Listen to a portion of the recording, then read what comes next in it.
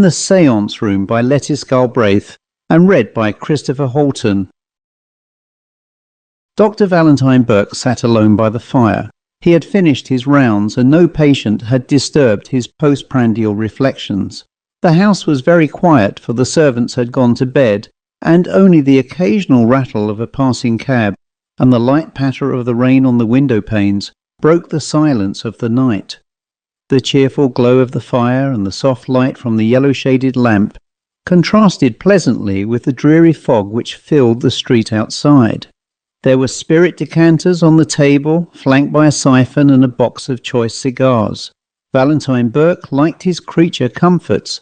The world and the flesh held full measure of attraction for him, but he did not care about working for his menu's plaisirs. The ordinary routine of his profession bored him. That he might eventually succeed as a ladies' doctor was tolerably certain. For a young man with little influence and less money, he was doing remarkably well. But Burke was ambitious, and he had a line of his own. He dabbled in psychics and had written an article on the future of hypnotism, which had attracted considerable attention. He was a strong magnetizer and offered no objection to semi-private exhibitions of his powers. In many drawing rooms he was already regarded as the apostle of the coming revolution, which is to substitute disintegration of matter and cerebral precipitation for the present system of the parcels mail and telegraphic communication. In that section of society which interests itself in occultism, Burke saw his way to making a big success. Meanwhile, as man cannot live on adulation alone, the doctor had a living to get, and he had no intention whatever of getting it by the labour of his hands. He was an astute young man, who knew how to invest his capital to the best advantage. His good looks were his capital, and he was about to invest them in a wealthy marriage. The fates had certainly been propitious when they brought Miss Elmer Lang into the charmed circle of the Society for the Revival of Eastern Mysticism. Miss Land was an orphan. She had full control of her fortune of £30,000. She was sufficiently pretty and extremely susceptible. Burke saw his chance and went for it to such good purpose that before a month had passed, his engagement to the heiress was announced, and the wedding day within measurable distance. There were several other candidates for Miss Lang's hand, but it soon became evident that the doctor was first favourite. The gentlemen who devoted themselves to occultism for the most part despised physical attractions. Their garments were fearfully and wonderfully made. They were careless as to the arrangement of their hair. Beside them, Valentine Burke, handsome, well set up and admirably turned out, showed to the very greatest advantage. Elmer Lang adored him. She was never tired of admiring him. She was lavish of pretty tokens of her regard. Her photographs in costly frames were scattered about his room, and on his hand glittered the single stone diamond ring which had been her betrothal gift. He smiled pleasantly as he watched the firelight glinting from the many-coloured facets. "I have been lucky," he said aloud. "I pulled that through very neatly. Just in time, too, for my credit would not stand another year. I ought to be all right now." He broke off abruptly, and the smile died away. "If it were not for that other unfortunate affair. What a fool, what a damn fool I was not to let the girl alone, and what a fool she was to trust me. Why could she not have taken better care of herself? Why could not the old man have looked after her?" He made row enough over shutting the stable door when the horse was gone. It was cleverly managed, though. I think even Saoirse Papa exonerates me from any participation in her disappearance. And fate seems to be playing into my hand too. That body turning up just now is a stroke of luck. I wonder who the poor devil really is. He felt for his pocketbook and took out a newspaper cutting. It was headed in large type, "Mysterious Disappearance of a Young Lady." The body found yesterday by the police in Muddlesham Harbour is believed to be that of Miss Catherine Greaves, whose mysterious disappearance in January last created so great a sensation. It will be remembered that Miss Greaves, who was a daughter of a well-known physician of Templeford, Worcestershire, had gone to Muddlesham on a visit to her married sister, from whose house she suddenly disappeared. Despite the most strenuous efforts on the part of her distracted family, backed by the assistance of able detectives, her fate has up to the present remained enshrouded in mystery. On the recovery of the body yesterday, the Muddlesham police at once communicated with the relations of Miss Greaves, by whom the clothing was identified. It is now supposed that the unhappy girl threw herself into the harbour during a fit of temporary insanity, resulting, it is believed, from an unfortunate love affair. Valentine Burke read the paragraph through carefully and replaced it in the pocketbook with a cynical smile. How exquisitely credulous are the police, and the relatives, and the noble British public! Poor Kitty is practically dead to the world. What a pity! He hesitated and stared into the blazing coals. It would save so much trouble, he went on after a pause. And I hate trouble. His fingers were playing absently with a letter from which he had taken a slip of printed paper, an untidy letter blotted and smeared, and hastily written on poor thin paper. He looked at it once or twice and tossed it into the fire. The note sheet shrivelled and curled over, dropping onto the hearth, where it lay smouldering. A hot cinder had fallen out of the grate, and the doctor, stretching out his foot, kicked the letter close to the live coal.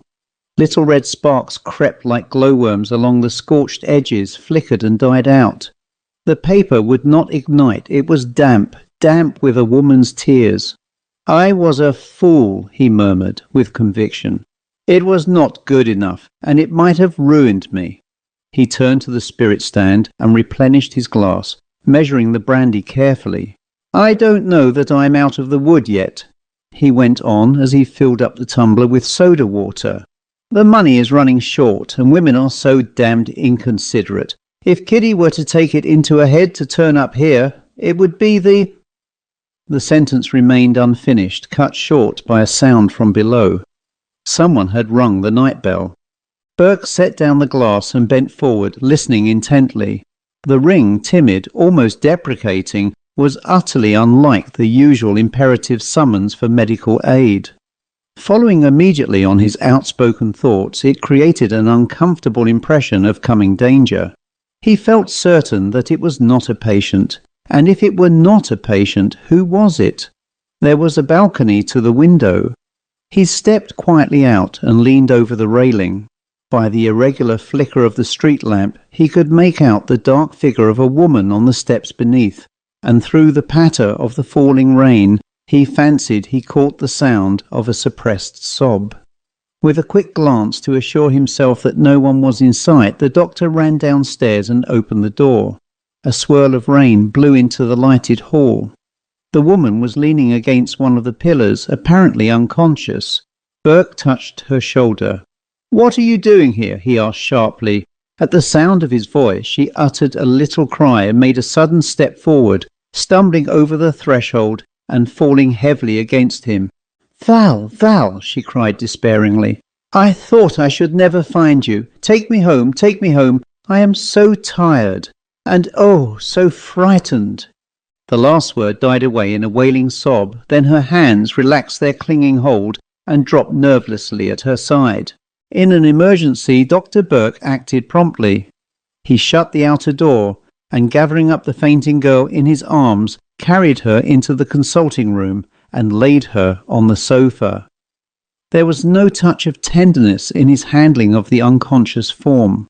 He had never cared much about her when at her best, dainty in figure and fair of face. He had made love to her, pour passer le temps, in the dullness of a small country town. She had met him more than halfway, and almost before his caprice was gratified, he was weary of her. Her very devotion nauseated him. He looked at her now with a shudder of repulsion.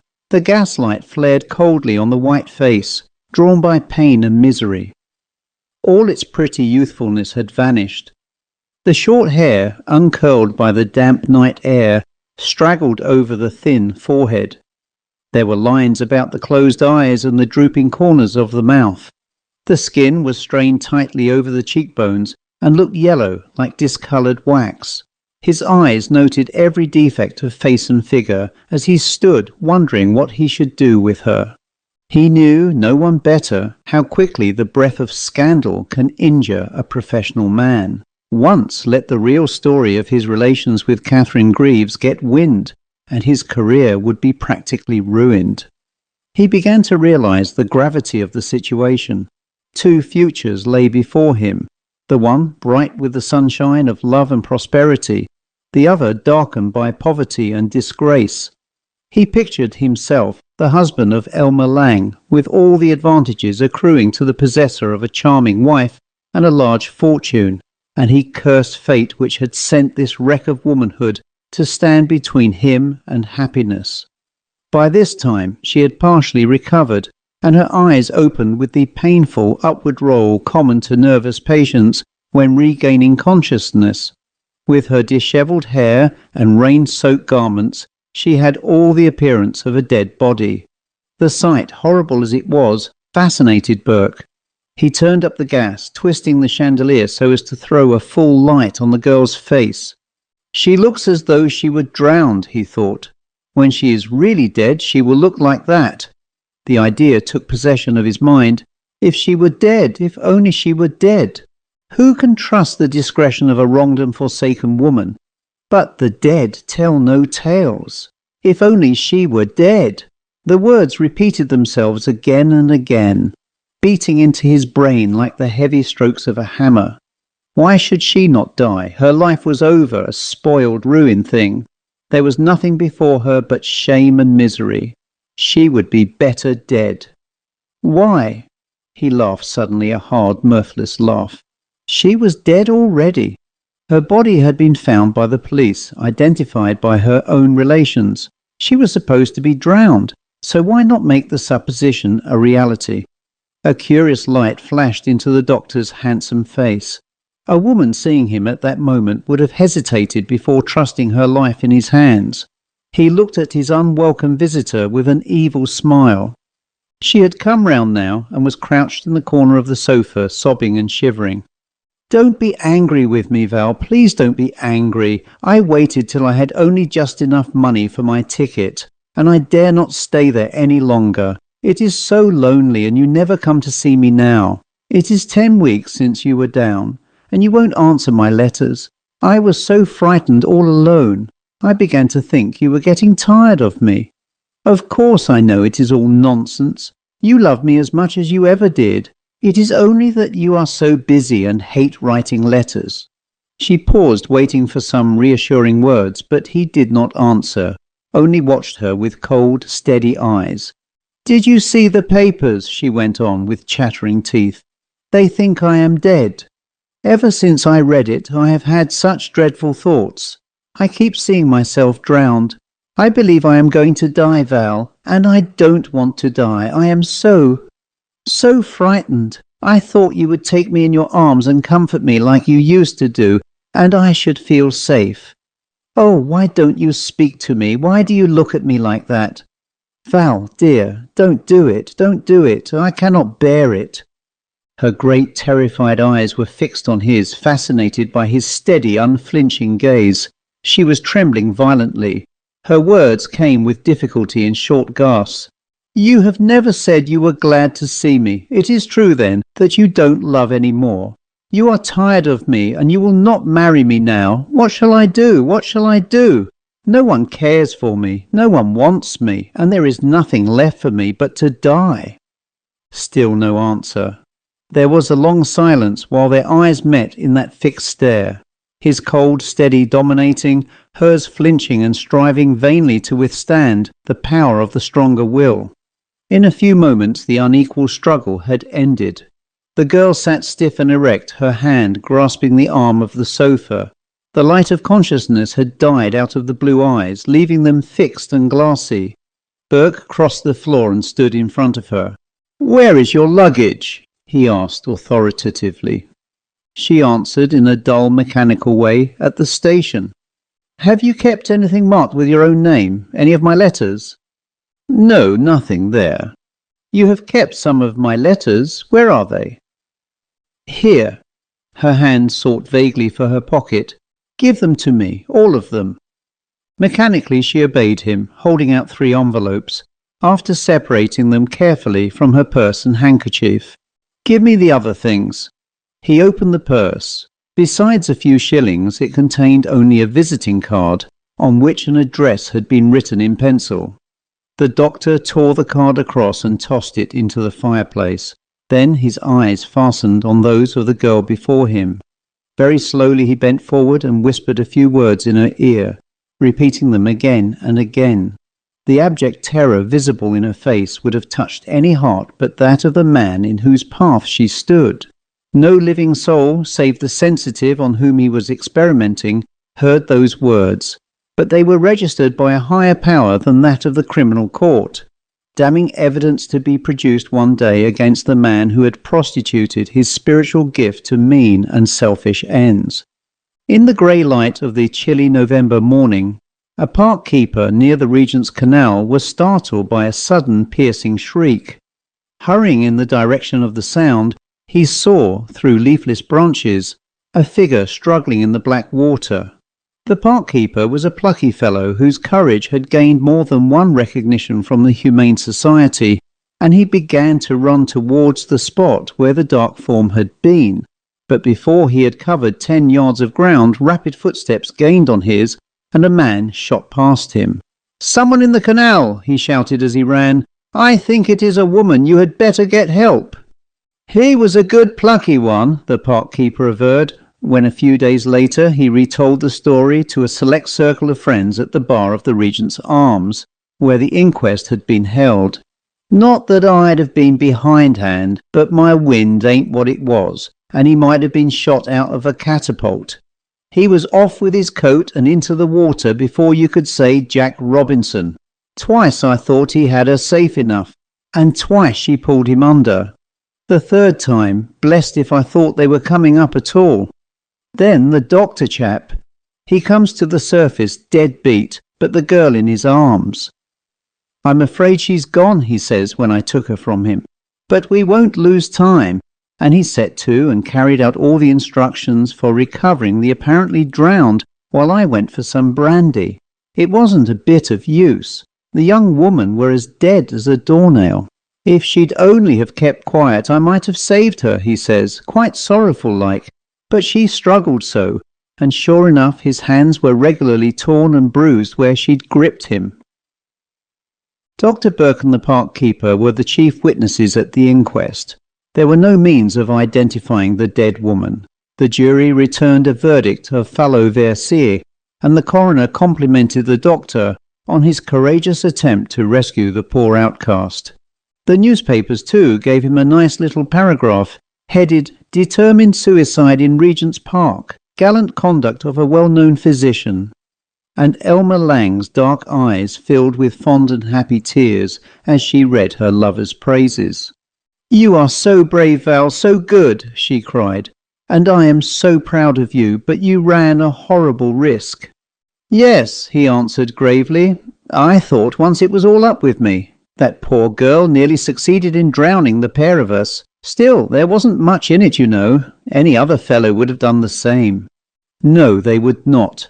It is no use trying to pretend you are not a hero, Val, because you are. How awful it must have been when she clung to you so desperately. It might have cost you your life." "It cost me my ring," he replied ruefully. "It is lying at the bottom of the canal at this moment, unless some adventurous fish has swallowed it, your first gift." "What does it matter?" she answered impulsively. "I can give you another tomorrow. What does anything matter since you are safe?" Burke took her in his arms and kissed the pretty upturned face. She was his now, bought with the price of another woman's life. Bah! He wanted to forget the clutch of those stiffening fingers and the glazed, awful stare of the dead eyes through the water. "Let us drop the subject," he said gently. "It is not a pleasant one, and as you say, nothing matters since I am safe." He added under his breath, "Quite safe now." The carriage stood at the door. In the drawing room Mrs. Burke was waiting for her husband. She had often waited for the doctor during the 4 years which had elapsed since their marriage. Those 4 years had seen to a great extent the fulfilment of Burke's ambition. He had money, he was popular, sought after, an acknowledged leader of the new school of philosophy, an authority on psychic phenomena, and the idol of the smart women who played with the fashionable theories and talked glibly on subjects, the very ABC of which was far beyond their feeble comprehension. Socially, Dr. Burke was an immense success. If as a husband he fell short of Elmer's expectations, she never admitted the fact. She made an admirable wife, interesting herself in his studies and assisting him materially in his literary work. Outwardly, they were a devoted couple. The world knew nothing of the indefinable barrier which held husband and wife apart, of a certain vague distrust which had crept into the woman's heart, bred of an instinctive feeling that her husband was not what he seemed to be. Something, she knew not what, lay between them. Her quick perceptions told her that he was always acting a part. She held in her hand a little sheaf of papers, notes that she had prepared for him on the series of seances, which for a month past had been the talk of the town. A medium of extraordinary power had flashed like a meteor into the firmament of London society. Phenomena of the most startling kind had baffled alike the explanations of both scientist and occultist. Spiritualism was triumphant. A test committee had been formed, of which Dr. Burke was unanimously elected president, but so far the attempts to expose the alleged frauds had not been attended with any success. It was to Madame Delphine's house that the Burkes were going tonight. The séance commenced at 10, and the hands of the clock already pointed to a quarter to that hour, when the doctor hurried into the room. "Ready?" he said. "Come along then. Where are the notes?" He glanced hastily through them as he went downstairs. "Falconer and I have been there all afternoon," he explained as they drove off. "I had only just time to get something to eat at the club before I dressed. We have taken the most elaborate precautions. If something cannot be proved tonight—" He paused. "Well?" she said anxiously. "We shall be the laughing-stock of London," he concluded emphatically. "What do you really think of it?" "Humbug, of course, but the difficulty is to prove it. Mrs. Thirlwall declares that the 5th appearance last night was undoubtedly her husband. I saw her today. She was quite overcome. Mrs. Thirlwall is a hysterical fool. But your theory admitted the possibility of materializing the intense mental—" Burke leaned back in the carriage, laughing softly. "My dear child, I had to say something." "Valentine," she cried sorrowfully, "is there no truth in anything you say or write? Do you believe in nothing?" "Certainly, I believe in matter and myself, also that the many fools exist for the benefit of a minority with brains. When I see any reason to alter my belief, I shall not hesitate to do so. If, for instance, I am convinced that I see with my material eyes a person whom I know to be dead, I will become a convert to spiritualism, but I shall never see it." The drawing-room was filled when they arrived at Madame Delphine's. Seats had been kept for the doctor and his wife. There was a short whispered consultation between Burke and his colleagues, the usual warning from the medium that the audience must conform to the rules of the séance, and the business of the evening began in the customary style. Musical instruments sounded in different parts of the room. Light fingers touched the faces of the sitters. Questions written on slips of paper and placed in a sealed cabinet received answers from the spirit world, which the inquirers admitted to be correct. The medium's assistant handed one of these blank slips to Burke, requesting him to fill it up. It struck the doctor that if he were to ask some question the answer to which he did not himself know, but could afterwards verify, he would guard against the possibility of playing into the hands of an adroit thought-reader. He accordingly wrote on the paper, "What was I doing this time 4 years ago? Give the initials of my companion, if any." He had not the vaguest idea as to where exactly he had been on the date in question, but a reference to the rough diary he always kept would verify or disprove the answer. The folded slip was sealed and placed in the cabinet. In due time the medium declared the replies were ready. The cabinet was opened and the slips, numbered in the order in which they had been given in, were returned to their owners. Burke noticed that there were no fresh folds in his paper, and the seal was of course unbroken. He opened it, and as his eye fell on the writing he gave a slight start and glanced sharply at the medium. Beneath his query was written in ink that was scarcely yet dry. On Wednesday, November 17th, 1885, you were at number 63, Abbey Road. Only I was with you. You hypnotised me. K.G. The handwriting was that of Catherine Greaves. The doctor was staggered. In the multiplied interests and distractions of his daily life, he had completely forgotten the date of that tragic visit. He tried to recall the exact day of the month and week. He remembered now that it was on a Wednesday, and this was Monday. Calculating the odd days for the leap year, 1888, that would bring it to Monday, Monday the 17th. 4 years ago tonight, Kitty had been alive. She was dead now, and yet here before him was a page written in her hand. He sat staring at the characters, lost in thought. The familiar writing brought back with irresistible force the memory of that painful interview. It suggested another and very serious danger. Burke did not believe for a moment that the answer to his question had been dictated by the disembodied spirit of his victim.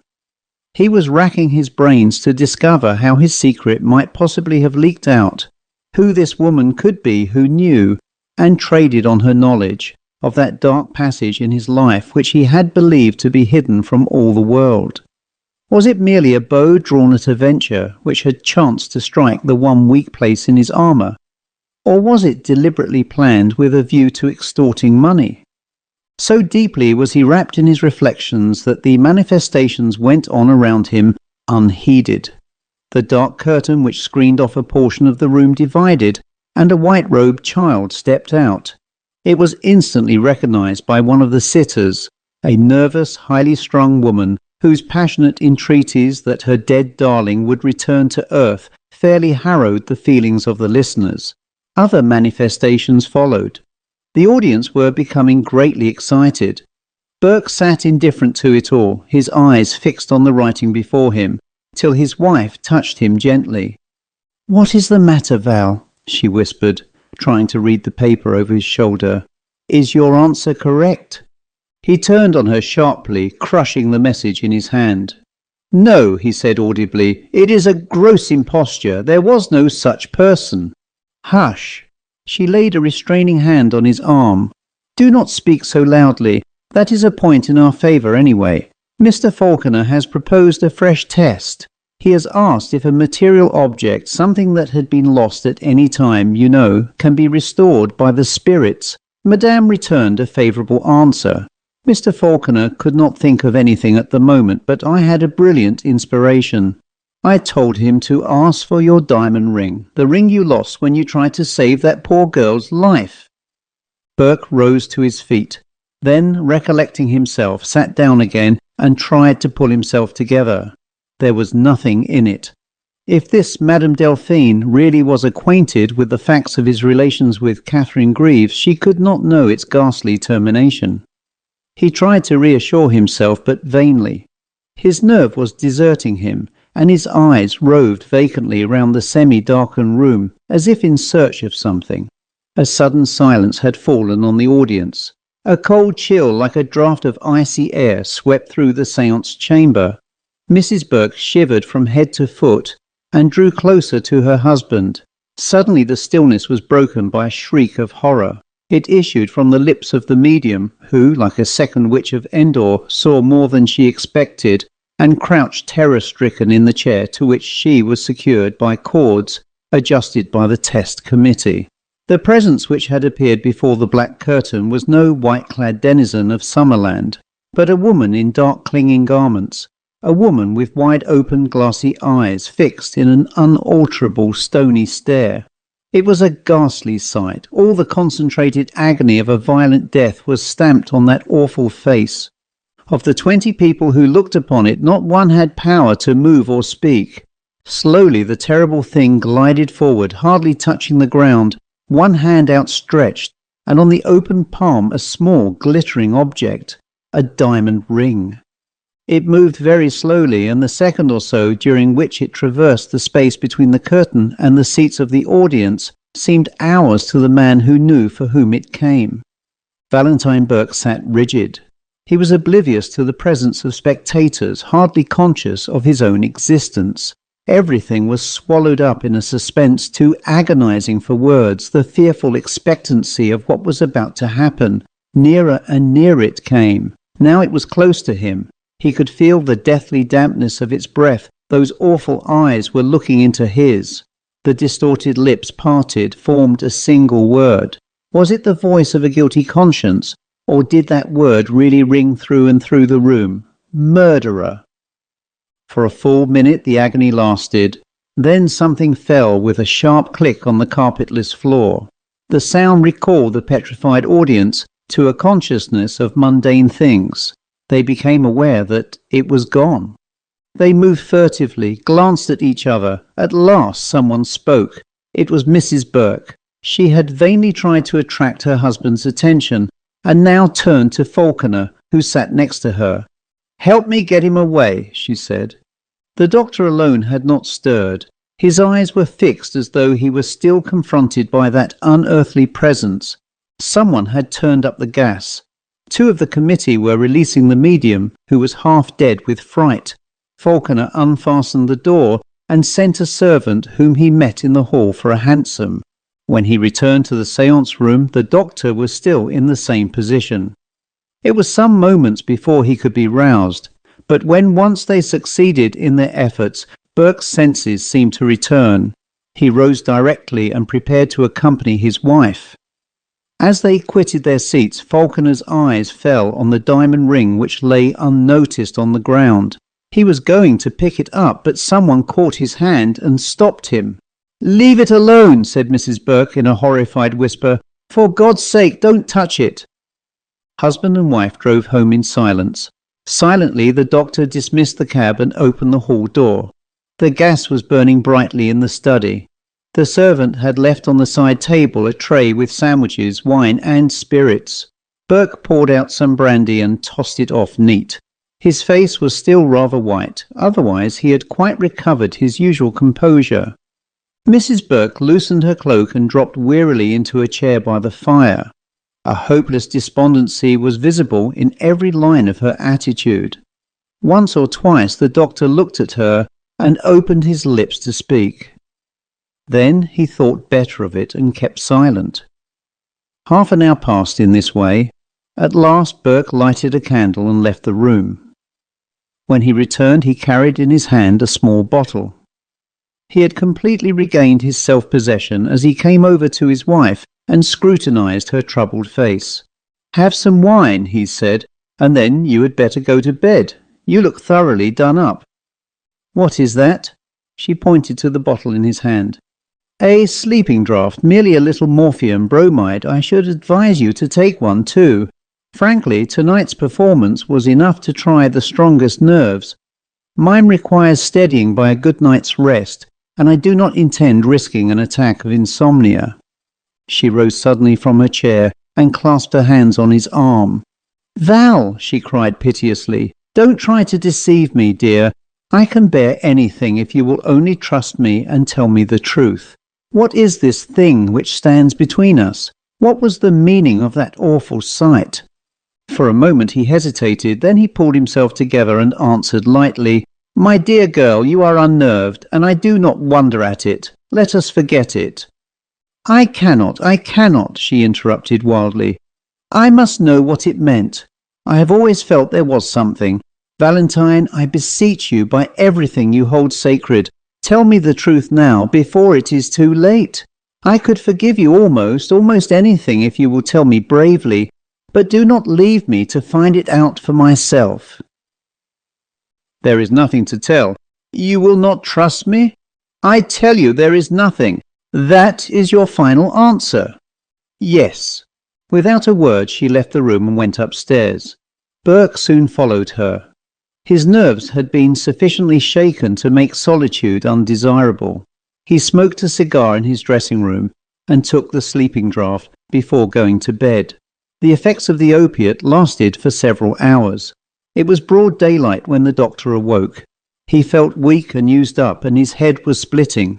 He lay for a short time in that drowsy condition which is the borderland between sleeping and waking. Then he became conscious that his wife was not in the room. He looked at his watch and saw that it was 9:30. He waited a few minutes, expecting her to return, but she did not come. Presently he got up and drew back the window curtains. As the full light streamed in, he was struck by a certain change in the appearance of the room. At first he was uncertain in what the change consisted, but gradually he realized that it lay in the absence of the usual feminine impedimenta. The dressing table was shorn of its silver toilet accessories. 1 or 2 drawers were open and emptied of their contents. The writing table was cleared, and his wife's dressing case had disappeared from its usual place.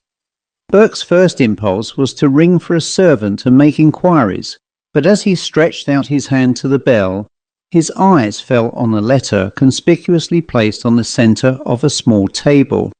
It was addressed in Elmer's handwriting. From that moment Burke knew that something had happened, and he was prepared for the worst. The letter was not long. It was written firmly, though pale blue stains here and there indicated where the wet ink had been splashed by falling tears. "When you read this," she wrote, "I shall have left you forever. The only reparation in your power is to refrain from any attempt to follow me. Indeed, you will hardly desire to do so when I tell you that I know all. I said last night I could not endure the torture of uncertainty. My fears were so terrible that I felt I must know the truth or die. I implored you to trust me. You put me off with a lie. Was I to blame if I used against you a power which you yourself had taught me? In the last 4 hours I have heard from your own lips the whole story of Catherine Greaves, every detail of that horrible tragedy you confessed unconsciously in your sleep, and I, who loved you, heaven knows how dearly, have to endure the agony of knowing my husband is a murderer, and that my wretched fortune supplied the motive for the crime. Thank God that I have no child to bear the curse of your sin, to inherit its father's nature. I hardly know what I am writing. The very ground seems to be cut away from under my feet. On every side I can see nothing but dense darkness, and the only thing that is left to us is death. Your wretched wife, Elmer." From the moment he opened the letter, Burke's decision was made. He possessed the exact admixture of physical courage and moral cowardice which induces a man worsted in the battle of life to end the conflict by removing himself from the arena. He had taken the best of the world's gifts, and there was nothing left worth having. His belief in a future life was too vague to cause him any uneasiness, and physically, fear was a word he did not understand. He quietly lighted his wife's letter with a match and threw it into the fireless grate. He smoked a cigar while he watched it burn, and carefully hid the charred ashes among the cinders. Then he fetched from his dressing room a small polished box, unlocked it, and took out the revolver. It was loaded in all 6 chambers. Burke leisurely finished his cigarette and tossed the end away. He never hesitated a moment. He had no regret for the life he was leaving. As Elmer had said, there was only one thing left for him to do, and he did it. The end.